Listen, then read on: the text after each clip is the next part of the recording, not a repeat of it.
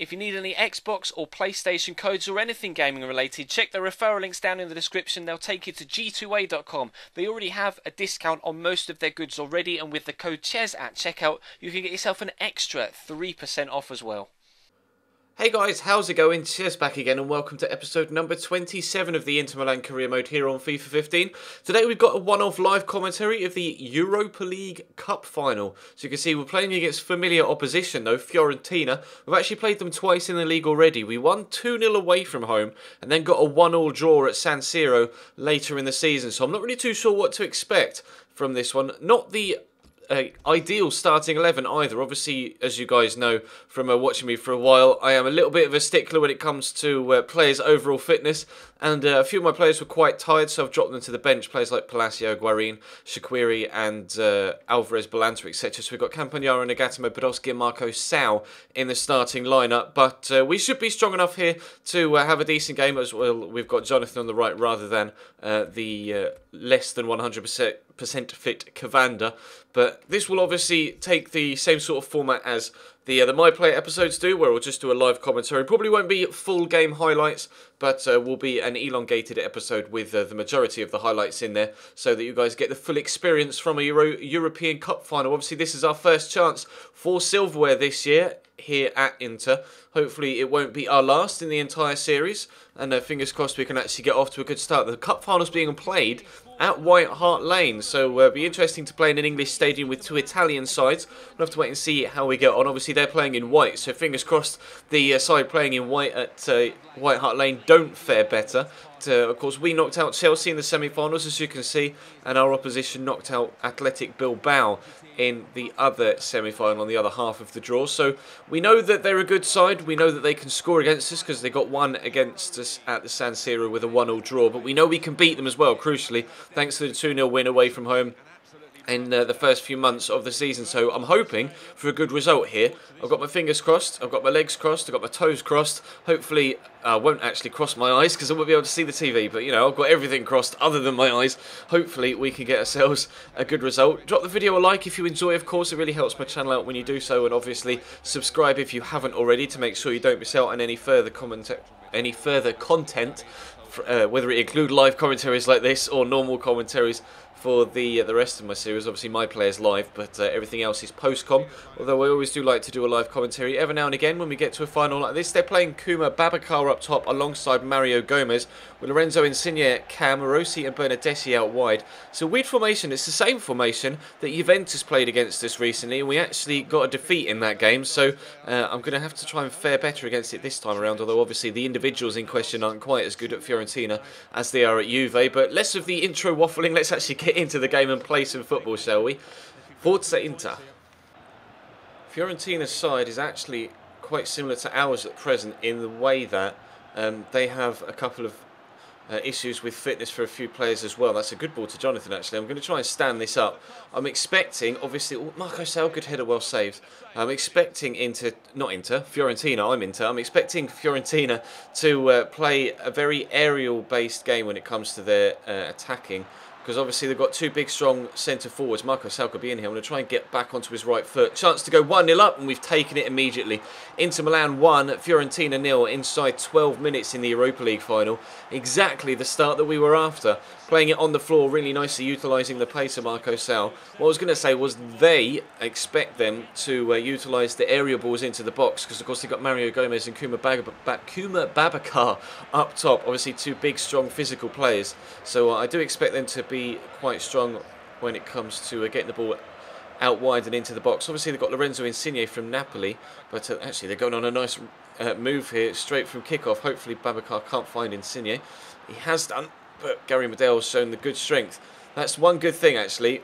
They've got two big strong guys up top, but if they do try and go through the middle, they've got to go through Insigne, who isn't the strongest.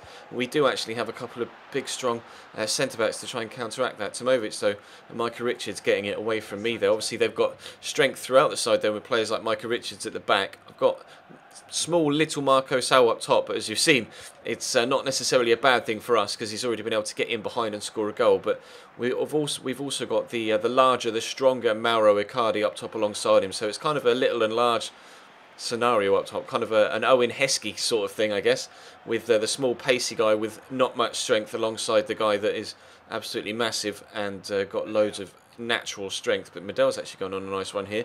Nice if I could have someone to pass it to. We'll use Icardi here. I'm going to have to go back the other way, or see the run, try and get it over.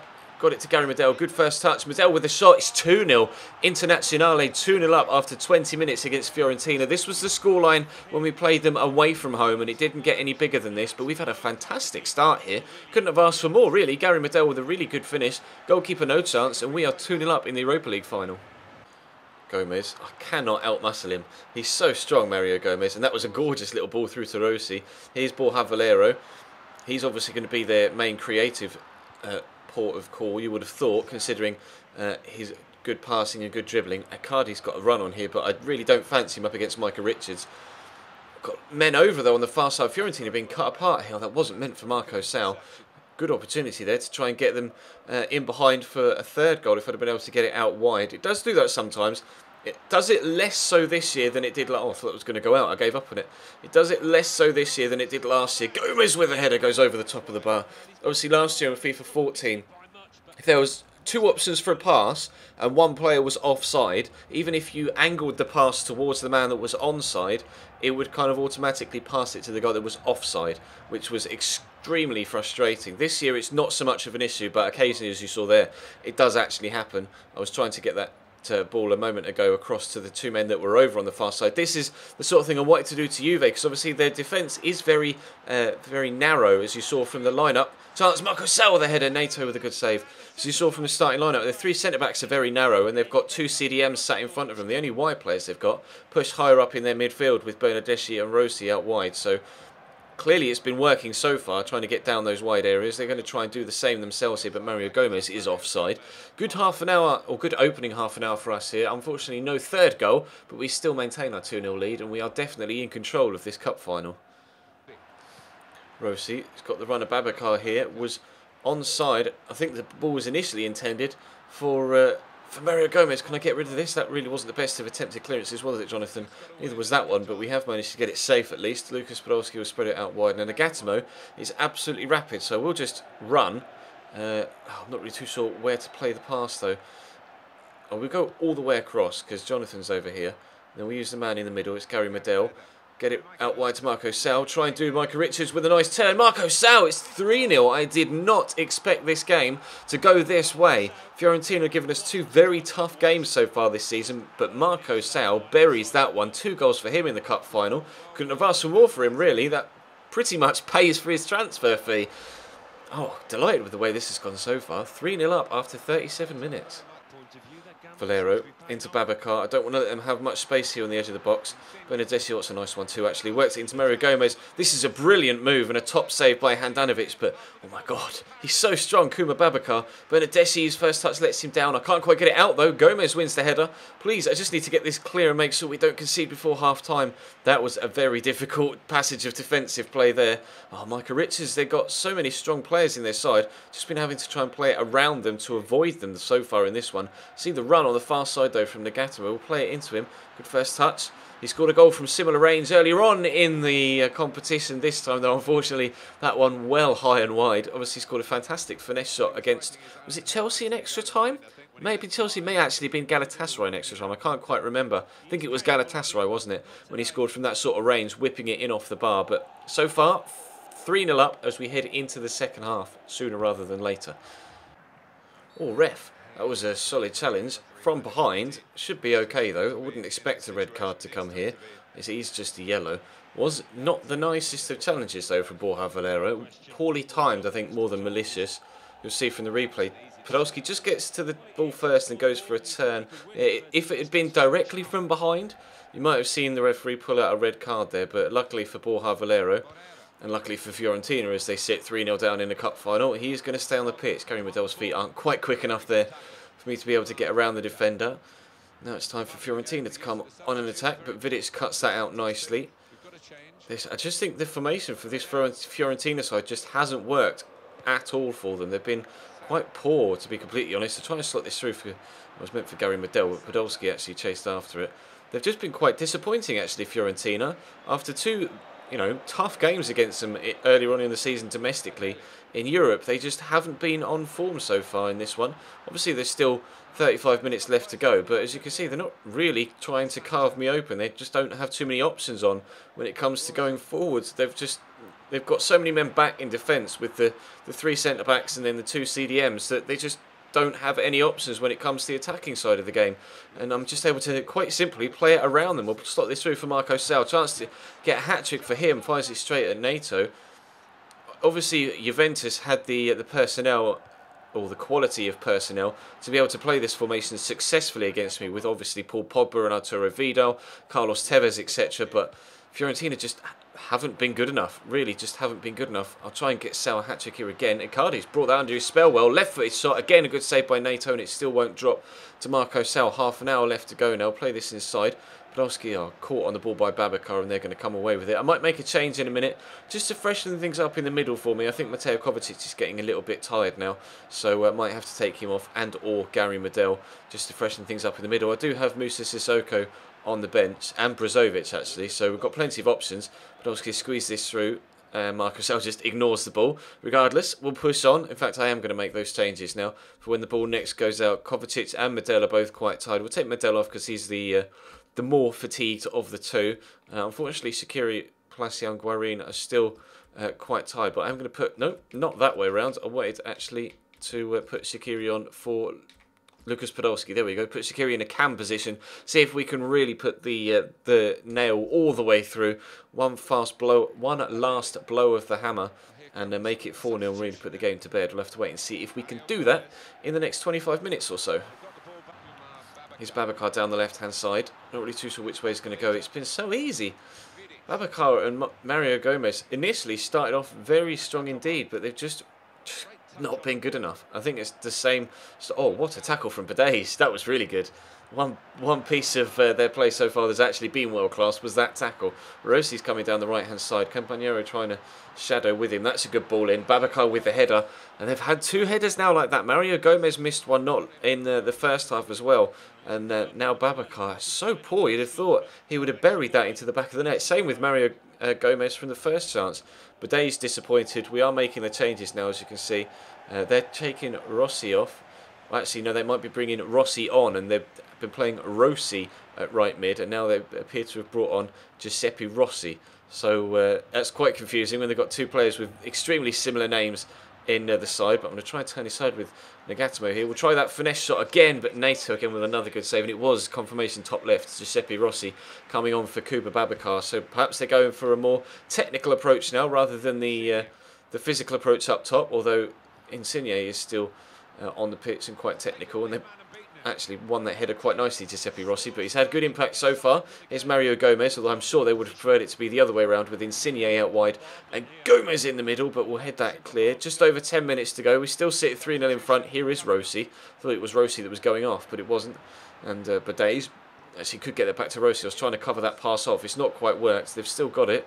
We'll have Valero, obviously on his yellow card still. Badez, that's a good cross. Mario Gomez underneath it, and another good headed chance that goes wide of the target. It's just been the story of their game so far. Fiorentina, not good enough. Shaqiri, not really been too involved since he came on. Shaqiri, Brozovic will thread it out wide to Nagatomo. I see the man at the back post. We'll try and find him in the air. In fact, he's made his way to Marco Sal, and he's headed that backwards. Decent chance for Sal. He's still looking for his hat-trick. This hasn't quite come for him so far. It's a nice back heel from Mario Gomez, and a lovely ball up to Giuseppe Rossi. Equally impressive first touch from the Italian.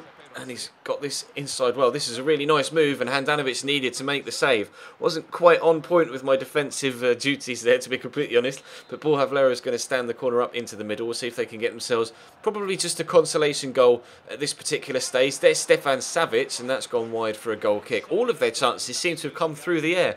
They brought Savic on for Micah Richards not long ago, but again, even he can't come off the bench and get a header on target. They've had enough headed chances and the quality of headed chance to get themselves at least 2 goals in this game. Maybe even have themselves on level terms at 3-3. But just no quality in the finishing. Their build-up play has been pretty good. As you can see, they're passing it about quite nicely. They've got pushed Tomovic forward now. And they're actually going to get a free kick here. as we head towards the end of stoppage time. Tomovic, obviously, he's taking it quickly, wasn't ready for that. Obviously, the centre-back, they must be on all-out attack then, as you might well understand them being on all-out attack at this particular stage of the game with the scenario as it is. But there's a shot again from Badej, and it's just woeful. Their football, their build-up play has been exquisite, Fiorentina, absolutely brilliant, but when they get to the chance to have the final shot, they just cannot get a decent shot on target. And that's been the story of their game in this one, and the reason why we are 3-0 in front, and the reason why we are going to get our hands on the Europa League trophy as the final whistle goes. The instant fans go absolutely mental. Players are celebrating on the pitch as well. A brace from Marco Sal, as well as a goal from Gary Medel. A strong start to the first half was the difference in this one. We just made our chances count when we got them. Players delighted on the pitch. Obviously, we're delighted as well. It's our first trophy, our first piece of silverware here at Inter, and we will be very pleased to take that back all the way from White Hart Lane back to San Siro in northern Italy.